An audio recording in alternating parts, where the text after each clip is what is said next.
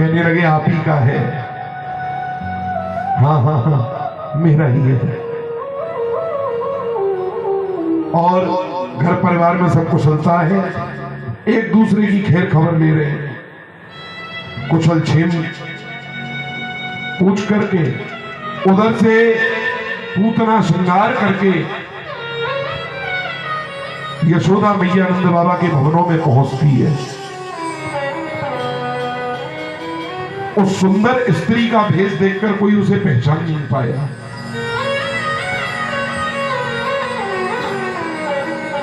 यशोदा मैया से बोली बधाई मैया बधाई।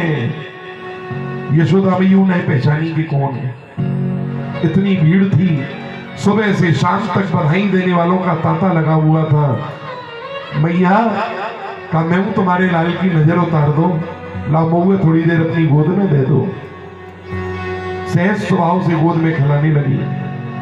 जब सभी लोग इधर उधर हो गए, पूतना भागी ठाकुर जी को लेकर के। ठाकुर जी ने पूतना को देखा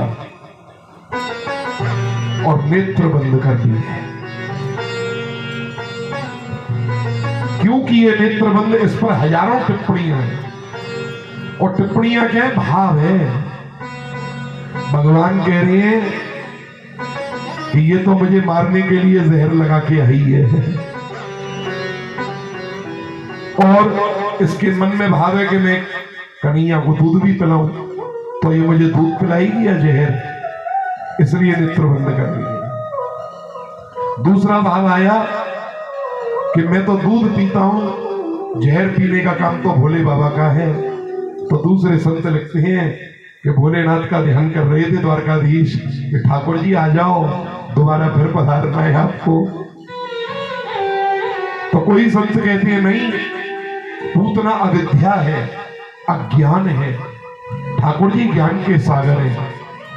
कि यदि अविद्या को भगवान देखेंगे और अविद्या भगवान को देखेगी तो अविद्या प्रविद्या में परिणत हो जाएगी।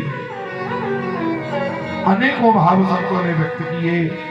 खैर ठाकुर जी आखिरी में सोचते हैं कि ये मुझे मारने तो आई है, लेकिन मेरा स्पर्श करेगी और मैं भी इसका दुग्धपान करूंगा, तो मैं इसको स्वर्ग दूं या मोक्ष दूं। अनेकों कारण हैं कि नेत्र बंद क्यों किए।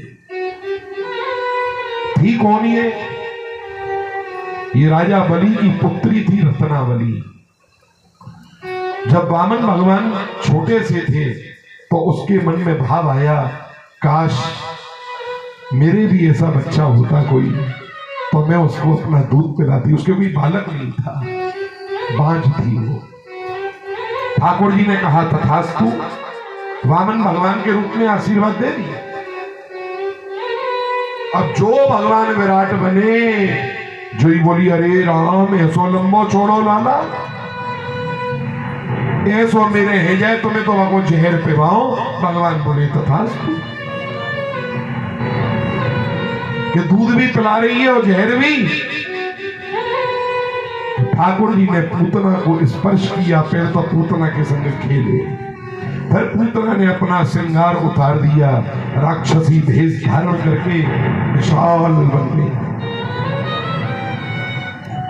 भगवान पूतना को एक घूसा मार के नीचे लाते हैं और लिटा करके कहते हैं, मां यदि मैं तुम्हारा दूध पीऊंगा तो तुम मेरी मां बनोगी, लेकिन मेरा स्वभाव है भैया, मुझे जहर बहाता नहीं है, भोलेनाथ को बुलाता हूं। मन में स्मरण किया और मन में जिसका स्मरण करो वो प्रकट हो ही जाता है। भूत बावन भोलेनाथ की प्रकट हो गए। बोले बाबा ये हमें दूध पिलाए हुए आई है। तो बोले मैं क्या करूं? तो बोले दूध में पियूंगो। पी ले भैया। तुम्हें जहर पीनो पड़ेगा। बोले पियूंगो भैया। बचे रह जाएंगे प्राण, आदि तुम पी जो आदि में पी जाओ। मिलके दोनों है मार देंगे। ठाकुर जी ने कृपा करी, दुग्ध का पान किया और पान करते ही उसकी मुक्ति हो गई, क्योंकि भगवान जिसका दूध पिएंगे वो मां बन जाएगी और मां की मुक्ति तो भगवान को करनी पड़ेगी। भोलेनाथ ने आकर के जहर का पान किया, पूतना का मोक्ष हुआ।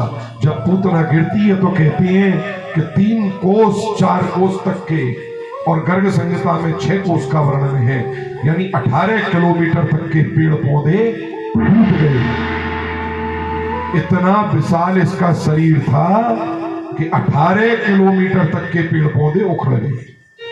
इतनी जोर की गर्जना हुई, नंद बाबा घबरा गए कि निश्चित मेरे पीछे से गोकुल में कोई उत्पात हुआ है। दौड़ करके आके देखते हैं तो सब लोग अपने अपने कार्यक्रम में व्यस्त थे। ठाकुर जी पूतना के शरीर पर 18 किलोमीटर लंबा जिसका शरीर हो मैदान बन गया, उसके ऊपर गोविंद विचरण कर रहे हैं। नंद बाबा ने गोद में उठाया, ठाकुर जी को गौशाला में ले गए, गौ माता की पूंछ से झाड़ा लगाया।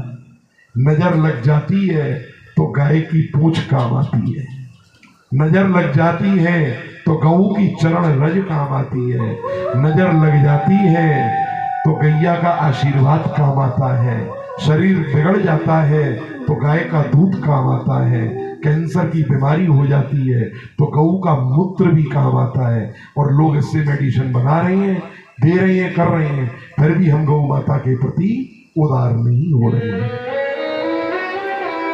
इसलिए मैंने इस बैनर पर फिर आपको याद दिला रहा हूं, इस बैनर को भी थोड़ा इधर कन्वर्ट कराइएगा, थोड़ा हवा से उड़ गया है, अंदर नहीं लगाया, जिससे लोग पढ़े देखें। ये भागवत कथा का जो मेरा बीड़ा है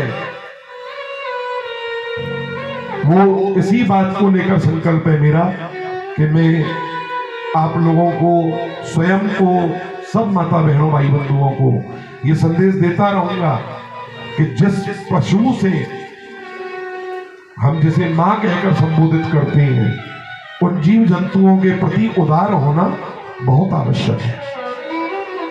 नहीं तो ये जीवन बहुत जल्दी नष्ट हो जाएंगे, लोग 20-20 साल की उम्र में मर जाएंगे, जी नहीं पाएंगे, क्योंकि शरीर में कोई भी सकारात्मकता आएगी नहीं, सजीवता आएगी नहीं, तो मनुष्य निर्जीव हो जाएगा।